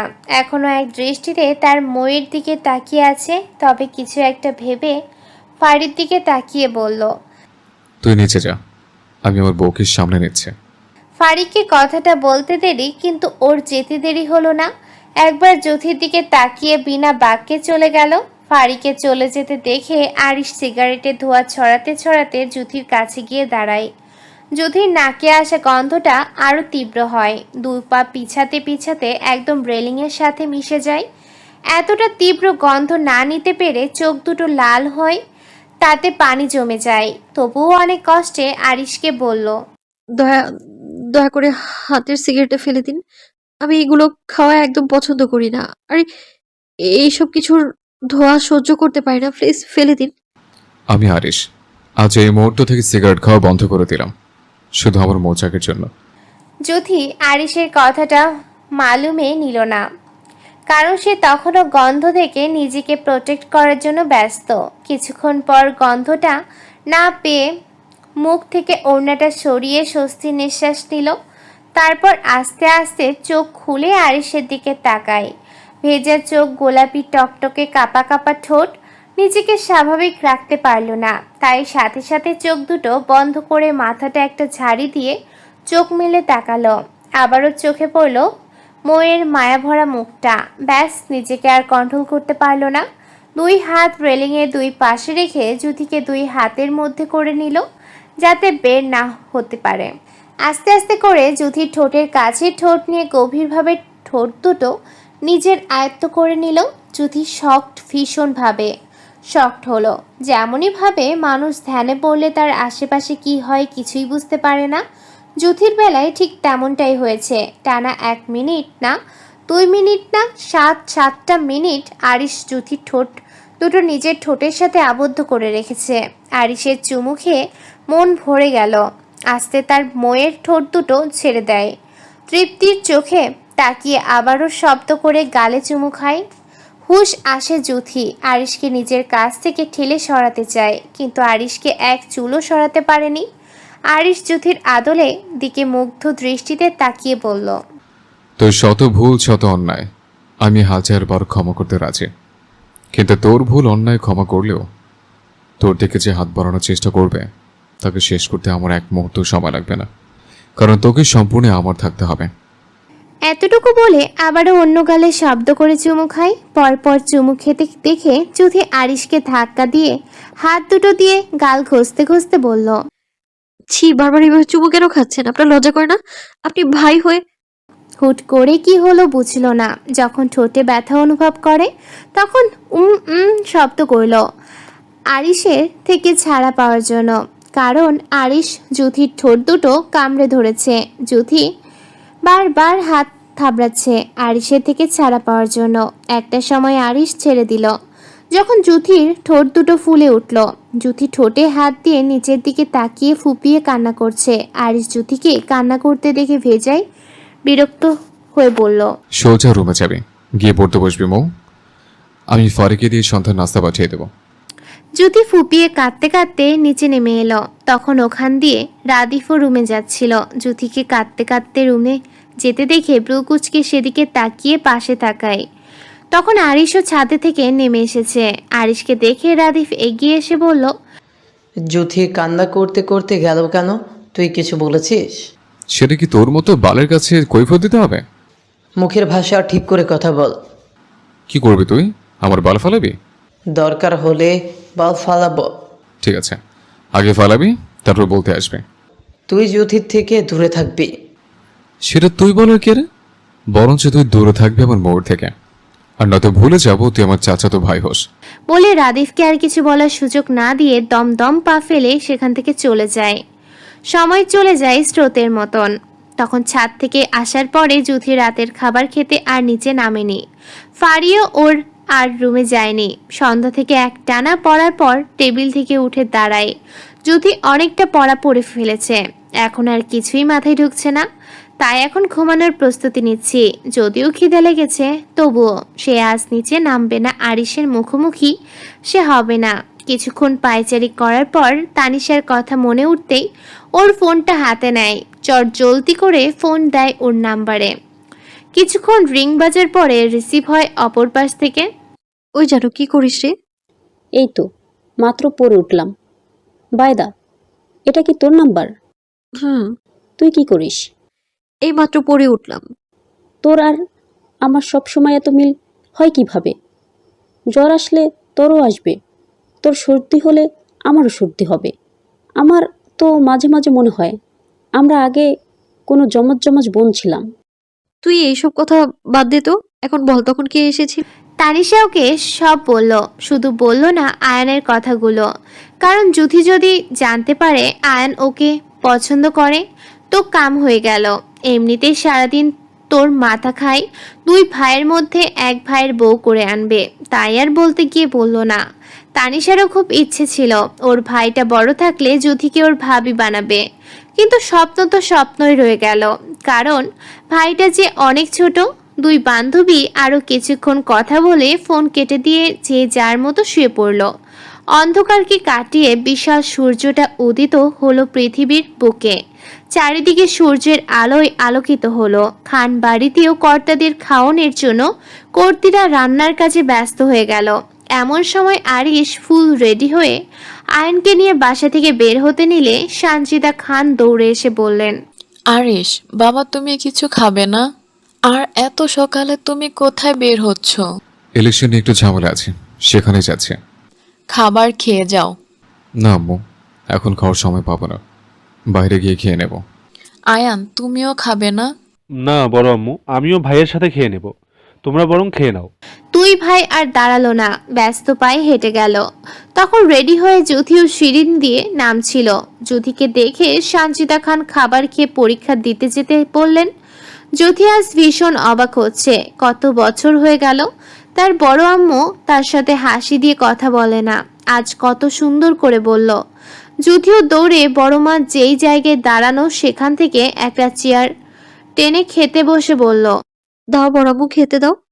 সানজিদা খান বিরক্ত হলেন আর তার রেস ধরেই বললেন, যেটা খাবি ওইখানে রাখা আছে, নিয়ে নে। অতি জ্যাম হওয়াতে সামনের গাড়িগুলো একে একে আটকে আছে, সবাই বিরক্ত বেশ। কিছুক্ষণ পরে জানা গেল সামনের রাস্তা আটকানো, সেখানে নাকি দুই পক্ষের মারামারি হচ্ছে এমপি ইলেকশন নিয়ে। সাধারণ অনেক মানুষ এটা শুনে ভয় পেয়ে যায়, সামনে এগানোর সাহস পেয়ে কেউ হলো না। গাড়ি নিয়ে চলে যাওয়ার সুযোগ হচ্ছে না, তাই যে যার গাড়ির ভেতর চুপচাপ সামনে কি হচ্ছে তার তামাশা দেখে যাচ্ছে। এক সময় মারামারি থেকে তীব্র ঠাস ঠাস শব্দ শোনা যায়। এটা কোনো সাধারণ শব্দ নয়, গুলির শব্দ। ওখানে থাকা প্রায় মানুষই দোকানপাট বন্ধ করে যে যার বাড়ির উদ্দেশ্যে জীবন বাঁচানোর জন্য চলে যায়। প্রায় অনেক মানুষ চলে যাওয়াতে জায়গাটা পুরো জনশূন্য হয়। তখন গাড়ির জিকির উপর উঠে পায়ের উপর পা তুলে আরিশ বলল, এত বছরও আমাকে চিনলি না, সোজা আমার সাথে পাঙ্গা নিতে চলে আসলে। বিরোধী দলের নেতৃত্বের ছেলে আমান শিকদার বলল, দেখ আরিশ খান, তুই এত বছর দেশে ছিলি না, তাই আমাদের সম্বন্ধে তোর আইডিয়া নেই। এইবার ইলেকশনে আমরাই বিজয় হব, আর এতে কোনো বাধা আসলে তোকে। ওর বাকি কথা শেষ করতে না দিয়ে আরিশ গাড়ির ডেকের উপর দুপা উঠিয়ে আসন দিয়ে বসে বলল, তা আমি তো এত বছর দেশে ছিলাম না, তখন কেন তোর এমপি হলি না? তখন হতে পারেনি, হয়নি, এখন হব। তোদের মনে সন্দেহ হয় না কিভাবে প্রতি বছর আমার বাবা নেতা পদদল থেকে চেঞ্জ হচ্ছে না? মানে? আরিশ খান যে কাজে নামে তা সফল করেই ছাড়ে। আর ক্ষমতা ক্ষমতা খেলা, এটা আমার ছোটকালের নেশা। তোদের মতো চেলাপেলাটা পারে শুধু বাড়তি ঝামেলা করতে। আরিশ খান, তুই কি আমাদের ভয় দেখাতে চাচ্ছিস? তোর কি মনে হয় শুধু ভয়? তাহলে কি তোদের নিয়ে আসে এতগুলো মানুষ করিয়ে দিতাম? আমন কিছুটা ভয় পায় আরিশকে হাতের বন্দুকটা গোল গোল ঘোরাতে দেখে, তবুও ভয়কে আরিশকে বোঝাতে না দিয়ে বলল, দেখ আরিশ খান, আমাদের কাজ আমাদের করতে দে, তাহলে আমরাও তোর পথে বাধা হব না। তুই এবার এমপি হবি। শুয়োরের বাচ্চা, নারীদের ব্যবসা করবি তা আমাদের খেতাব নিয়ে, আবার সেটা আমাকে জিজ্ঞেস করছিস? তোর চিফ টেনে এখনো যা ছেড়ে ফেলেনি, সেটা তোর সাত পুরুষের কপাল। ভালোই ভালো বলছি, জীবনটা অকালে হারাস না, এই পথ ছেড়ে দে। আরিশ খান, তুই এখন নেতা হসনি। হয়নি, হয়ে যাব। তুই কি? দেখ, তোদের সাথে ফালতু কথা বলার টাইম আমার কাছে নেই। যে জন্য এখানে আসা, মেয়েগুলোকে ছেড়ে দে। তোরে না দে। ঠুস। আমান গুলি চালানোর শব্দ শুনে নিজের শরীরের এপাশ থেকে ওপাশে দেখতে থাকে। পুরো শরীরকে চেক করে স্বস্তির নিঃশ্বাস নেয়, কারণ ও ভেবেছিল আরিশ গুলিটা ওকে করেছে। তাই ভয়ে ভয়ে চোখ দুটো কোনো রকম আরিশের দিক করে বলল, মেয়েগুলোকে ছেড়ে দিচ্ছি, কিন্তু তোকে আমি দেখে নিব। যা, দেখার পর যদি আরিশ খানের বালে দৌড়ে দিতে পারিস তাহলে দিস। এখন চোখের সামনে থেকে ফট, আর নয়তো এবার গুলিটা মিস হবে না, ডাইরেক্ট তোর বুকে কাঁদবে। আমান একে একে মেয়েগুলোকে আরিশের গাড়িতে তুলে দেয়। তখন রাস্তাটা অনেকটা খালি থাকায় রিক্সা করে যুথি তানিশা পরীক্ষা শেষ করে বাসায় আসছিল। তখন ওখানে এক জায়গায় অনেক মানুষকে দেখে রিক্সা থামিয়ে যুথি যায় ওখানে কি হচ্ছে দেখার জন্য। গিয়ে চোখে পড়ে আরিশ পিস্তল হাতে গাড়ির ডিকির উপর বসে আছে। এটা দেখে আশেপাশটা আরেকটু তাকিয়ে দেখলো। অনেক লোককে দেখে মনে মনে এটা ভাবে বজ্জাত আরিশটা আবার কি কাণ্ড ঘটালো। তাই কৌতূহল নিয়ে ছুটে আরিশের সামনে গিয়ে কোমরে হাত দিয়ে বলল, এই যে আপনি এখানে কি করছেন, আর আপনার হাতে কি এটা? আরিশ যুথিকে এই স্থানে মোটেও আশা করেনি। একবার যুথির দিকে তাকিয়ে বড় মুহূর্তে মাথাটা কাত করে আমানকে দেখলো। শকুনের দৃষ্টি নিয়ে ওদের দিক তাকিয়ে আছে। এটা দেখে আরিশ আবারও জ্যোতির দিকে তাকায়। কিছুক্ষণ তাকিয়ে বাঁকা হেসে আমানের উদ্দেশ্যে বলল, তোরা না কতগুলো মেয়েকে বাচ্চা করতে চাচ্ছিলে? দেখ, আমার সামনে একটা মেয়ে দাঁড়িয়ে আছে, দেখে তো মনে হচ্ছে একদম পিওর ভার্জিন। তোরা মেয়েটাকে বরং বাচ্চা করতে পারিস। জ্যোতি এটা শুনে দুপা পিছিয়ে যায়, একবার আরিশের দিকে তো আর একবার আমানের দিকে তাকিয়ে ঢোক গিলে বলল, আমি তো এখানে শুধু কি হয়েছে তাই দেখতে এসেছিলাম, তাই বলে এখন আমাকে পাচার করে দিবেন? মুখটা ছোট করে। আমান জ্যোতির দিকে তাকিয়ে কিছু বোঝার চেষ্টা করলো, আসলে মেয়েটার সাথে আরিশের কোনো সম্পর্ক আছে কি না। তাই আরেকটু বিষয়টা বোঝার জন্য ওদের দিকে এগিয়ে গিয়ে বলল, ঠিক আছে আরিশ খান, কোনো মেয়েকে নিজে থেকে পাচার করার কথা বলছে, ফিরিয়ে দেই কিভাবে? জ্যোতি আরেকটু আরিশের কাছে এগিয়ে গিয়ে ভয়ে ভয়ে বলতে নিল, ভাই আমি আপনি মারলেন আমায়? দুই চোখ থেকে টপ টপ পানি গড়িয়ে পড়ছে।